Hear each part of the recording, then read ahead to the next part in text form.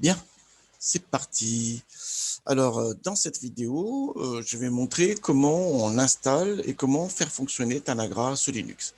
Je reprends en fait un vieux tutoriel que j'avais écrit, un vieux, bon, plus ou moins, ça dépend comment on voit les choses. De toute manière, moi, c'était hier, hein. Mais bon, en 2009, voilà, où je montrais on pouvait faire fonctionner Tanagra sous d'autres systèmes, notamment Linux, via les systèmes des émulations.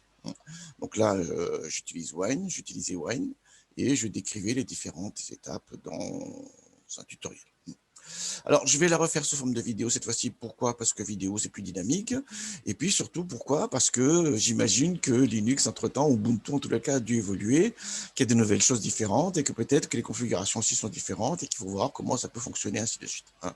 Donc, c'est pour ça que je refais le tutoriel sous forme de vidéo pour qu'on ait aujourd'hui, à date du 20 décembre 2020, donc le mode de fonctionnement, comment on installe et on configure Tanagra pour le faire fonctionner sur Linux. C'est ça l'idée. Et ça vous permettra de travailler pour ceux qui travaillent de manière native sur Linux, hein. Moi, ici, j'ai une machine Ubuntu, mais je l'ai mis dans une machine virtuelle, en fait, ici, hein. Voilà. Et bon, très bien. Alors, j'en profite également pour dire que il y a un travail qui a été fait par un étudiant, donc c'est Valentin Amorim de la L3AES de Paris 2, voilà, où il montrait comment on pouvait faire fonctionner Tanagra sous Mac OS X, hein. Donc je le remercie beaucoup pour ça, hein. Il m'a dit qu'il l'avait fait déjà, et ensuite il m'a envoyé un tutoriel que j'ai mis en ligne maintenant et qui sert à tout le monde, hein. C'est très intéressant, hein. Donc il fait à peu près la même démarche que je vais faire aujourd'hui, c'est que il montre comment on peut installer Tanagra sur un système, voilà, de Mac OS X via le système des machines virtuelles. Donc, il montre exactement toutes les étapes de manière très très intéressante avec les copies d'écran et tout ça. Je le remercie vraiment beaucoup. Voilà, donc je l'avais mis en ligne, hein, voilà, donc on peut faire fonctionner Tanagra sur Mac OS X. Je le dis parce qu'il y a beaucoup de personnes qui m'écrivent et qui me disent « Ah, oh, Tanagra ne marche pas sur Mac OS X, comment on peut s'en sortir ?» Et je leur dis tout le temps, utilisez les machines virtuelles et je les renvoie systématiquement vers ces tutoriels-ci. Voilà, ça leur permettra de fonctionner. Alors moi, j'ai plutôt fonctionné du coup sous Linux et donc j'ai installé ici une machine Linux, hein. Donc c'est Ubuntu de 20.04 LTS que j'ai installé aujourd'hui, voilà, fin décembre 2020. Vous allez sur le site, vous le trouverez.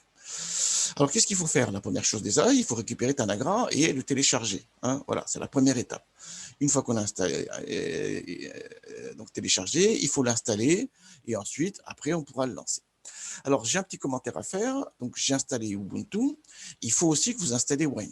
Il faut installer Wine. Voilà, Wine, c'est un émulateur. Enfin, c'est pas un vrai émulateur parce que Wine is not un émulateur, justement. Ça permet d'avoir une couche qui permet de lancer des applications Windows. C'est ça l'idée, tout simplement, hein. Donc là, je lance Firefox. Là, c'est là qu'il se lance pas.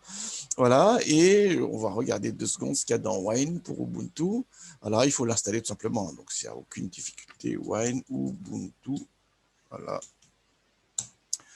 donc vous savez, mais bon, vous allez tout simplement dans les applications et vous l'installez, hein, les applications avec là, vous cliquez là et vous avez la liste des applications, vous savez comment installer Wine, voilà, très bien. Donc ça, il y a plein de tutos en ligne, voilà.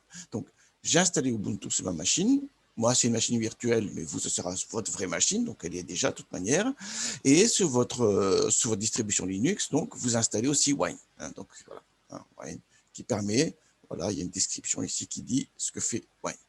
Voilà, je ne m'attarde pas là-dessus, hein. Exécuter certains programmes Windows sous Ubuntu. Très bien. Une fois que c'est fait maintenant, donc je vais récupérer Tanagra, hein, donc logiciel Tanagra. Bon, j'avais répété avant, donc on le voit dans la liste là, hein. Voilà, oui, il faut toujours répéter. Il faut toujours répéter. Ça, c'est bien un conseil que je donne aux étudiants. À chaque fois que vous faites une démo, répétez, parce que sinon, on ne sait pas les cagades qui peuvent arriver, hein. Voilà, et donc je vais sur la page de télé. Donc ça, c'est le site de Tanagra en français, hein. Voilà.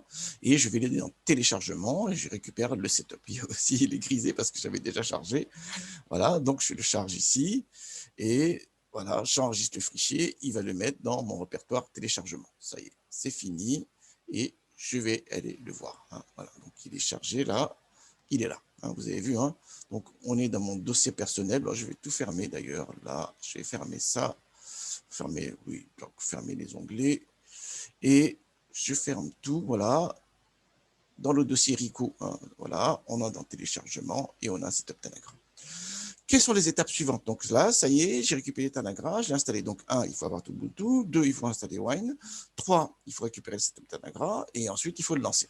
Alors pour le lancer, tout simplement, je vais aller dans le terminal. Donc je lance les applications et je demande terminal. Voilà.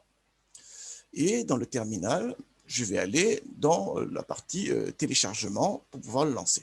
Donc là, voilà, donc là, je suis dans mon répertoire personnel.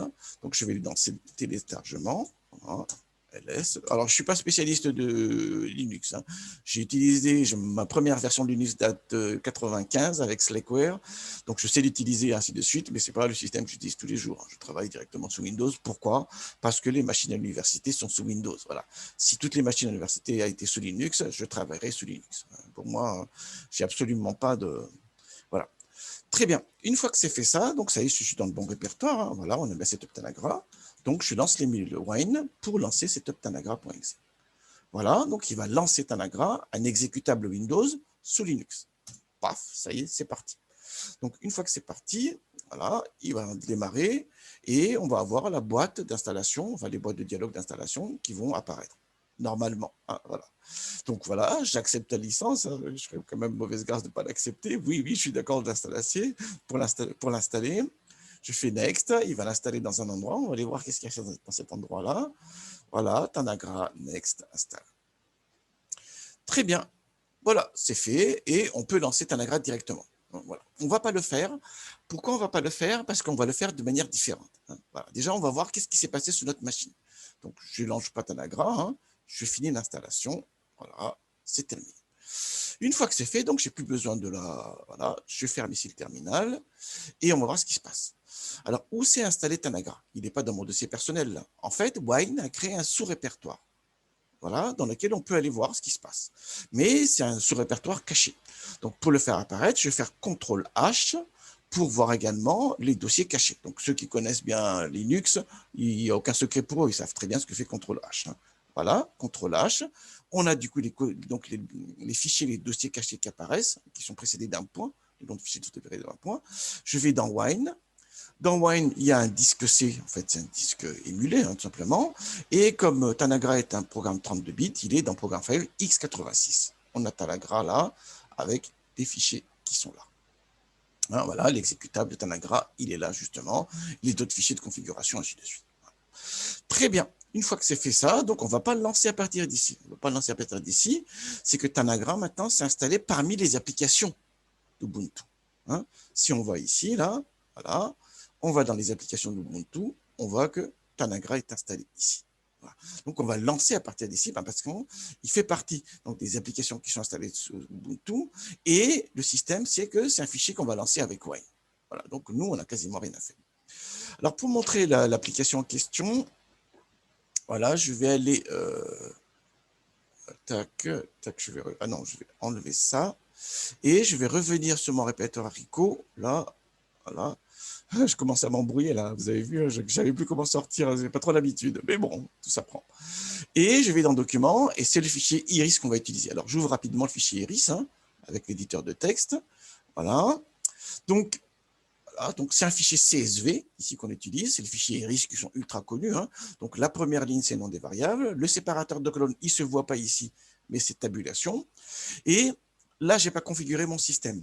Donc, j'ai laissé le point décimal par défaut.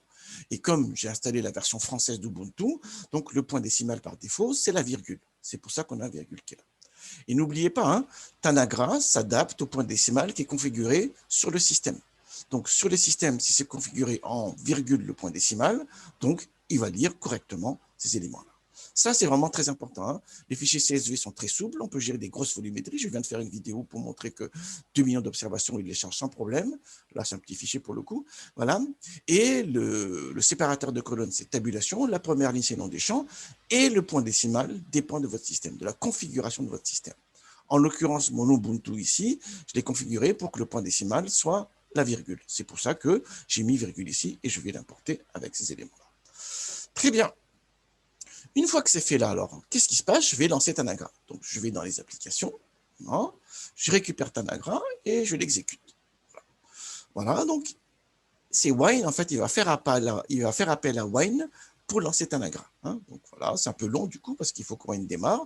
Et ça y est, Tanagra est lancé exactement comme d'habitude. Exactement comme d'habitude. Voilà.